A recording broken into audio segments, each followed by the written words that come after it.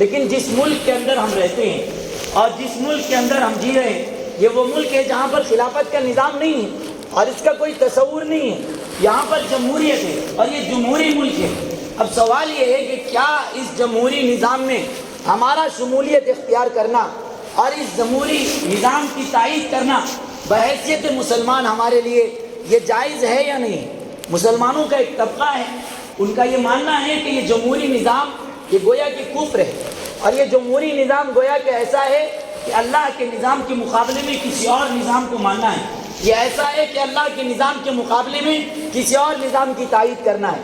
تو یہ جو نظریہ ہے مسلمانوں کے بعض لوگوں کا، یہ نظریہ بالکل بھی درست نہیں، یہ غلط نظریہ ہے. یہ جو جمہوری نظام ہے، اس نظام میں شمولیت اختیار کرنا یا اس کا حصہ بننا یا جو لوگ اس میں شامل ہیں ان کی تائید کرنا یا ان کی مخالفت کرنا، یہ ایسا نہیں ہے کہ اللہ کے نظام کے مقابلے میں کسی اور نظام کو ہم مان رہے ہیں، یہ ایسا نہیں ہے. بلکہ ہر جگہ کا ایک اصول ہوتا ہے. آپ اپنے گھر میں رہتے ہیں، آپ کے گھر کا اپنا اصول ہے، میرے گھر کا اپنا اصول ہے. تو ایک چھوٹے سے گھر کو چلانے کے لیے بھی چند اصول ہوا کرتے ہیں. پھر اسی طریقے سے آپ کسی بڑے ہوٹل میں چلے جائیں، اس ہوٹل کے اپنے اصول ہوتے ہیں.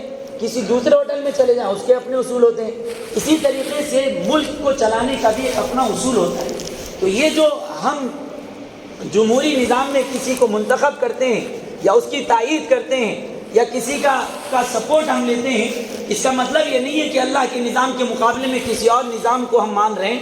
اس کا مطلب یہ ہے کہ ملک میں رہنے کے لیے، ملک کے نظام کو چلانے کے لیے اور ملک میں امن و امان برقرار رکھنے کے لیے اور ملک سے ظلم و ستم کو ختم کرنے کے لیے ایک امن کے سائے میں ہم زندہ رہیں، اس کے لیے ہم ایک شخص کا انتخاب کرتے ہیں. جہاں تک جو ہمارے معاملات ہیں، ہماری عبادتیں ہیں اور جو ہمارا اور اللہ کا تعلق ہے، اس میں ہم ان کا دخل نہیں، ان کا کوئی دخل نہیں.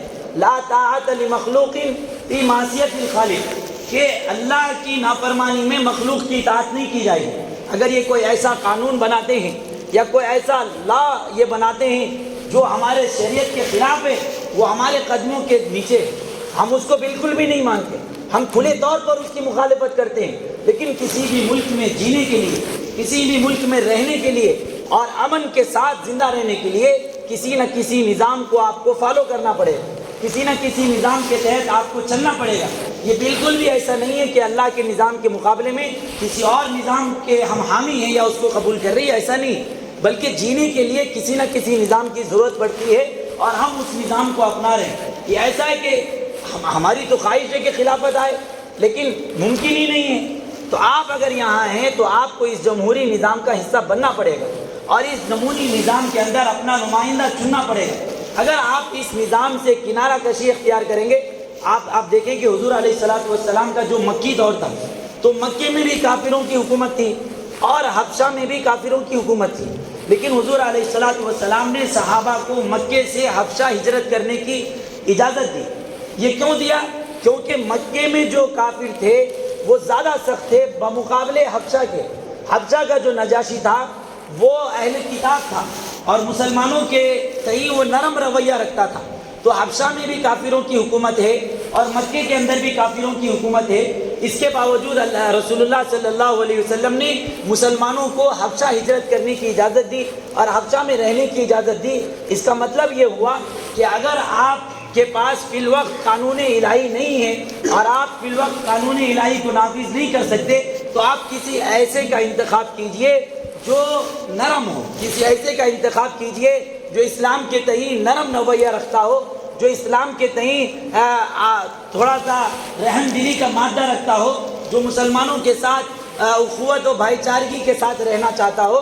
ایسے شخص کا انتخاب کرنا یہ سنت نبوی سے ثابت ہے.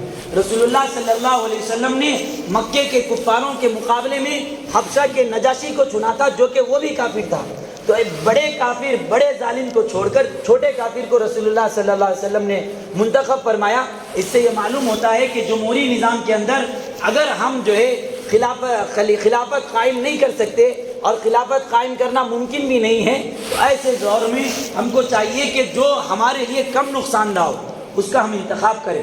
اور جو یہ جمہوری نظام ہے اس کا ہم حصہ بنے، اس لیے نہیں کہ اللہ کے نظام کے مقابلے میں کسی اور نظام کو ہم نافذ کر رہے ہیں اور اس پر خوش ہیں، بلکہ اس لیے کہ ہم بڑے ظالم سے چھوٹے ظالم کو پسند کر رہے ہیں، بڑے نقصان سے بچنے کے لیے چھوٹے نقصان کو ہم قبول کر رہے ہیں، بڑے دشواری سے بچنے کے لیے چھوٹی دشواری کو ہم قبول کر رہے ہیں۔ اون البلیتین اس کو کہا جاتا ہے۔ رسول اللہ صلی اللہ علیہ وسلم کے سامنے جب دو معاملے ہوتے تھے، ایک زیادہ مشکل ہوتا تھا اور ایک کم مشکل ہوتا تھا، تو رسول اللہ صلی اللہ علیہ وسلم کم مشکل والے معاملے کو اپنایا کرتے تھے۔ تو ہمارے لیے بھی لازم ہے، ضروری ہے آج کے دور میں کہ ہم بھی جو ہے ایسے شخص کو جو سیکولر ذہن رکھتا ہے، جو مسلمانوں کے تئیں نرم رویہ رکھتا ہے، اس کا انتخاب کریں۔